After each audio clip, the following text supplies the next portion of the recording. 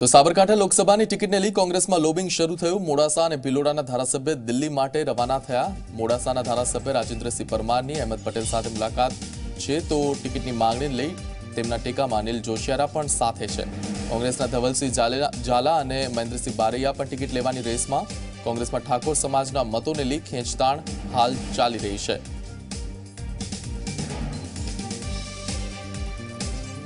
આ વિશે વધુ માહિતી મેળવી અમારા સંવાદદાતા સમીર બલોચ ફોન લાઈન પર જોડાઈ ચૂક્યા છે। સમીર, જે રીતે સાબરકાંઠા લોકસભા ટિકિટને લઈને કોંગ્રેસમાં હવે ખેંચતાણ શરૂ થઈ છે, નેતાઓ દિલ્હી દોડી રહ્યા છે, શું છે વધુ વિગતો?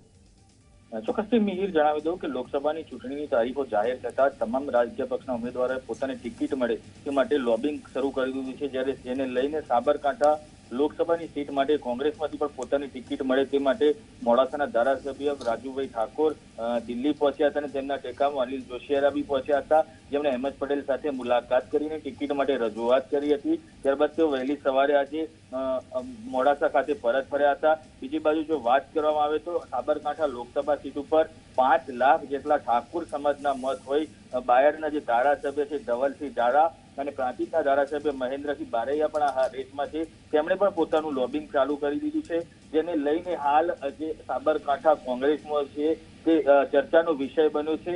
જ્યારે એક બાજુ કોંગ્રેસ પક્ષ દ્વારા કહેવામાં આવે છે કે જે ચાલુ ધારાસભ્યો છે તેમને ટિકિટ નહીં આપવામાં આવે, પરંતુ ક્યાંક ને ક્યાંક આ ધારાસભ્યોએ પોતાની ટિકિટ મળે તે માટે લોબિંગ શરૂ કરી દેતા ચર્ચાનો વિષય બન્યો છે। જી સમીર, આભાર આપનો આ સમગ્ર માહિતી બદલ। તો સાબરકાંઠા લોકસભા ટિકિટ માટે હવે કોંગ્રેસમાં ગરમાવો જોવા મળ્યો છે, નેતાઓએ લોબિંગ શરૂ કર્યું છે અને દિલ્હી સુધી પહોંચીને મુલાકાતોનો દોર શરૂ કર્યો છે।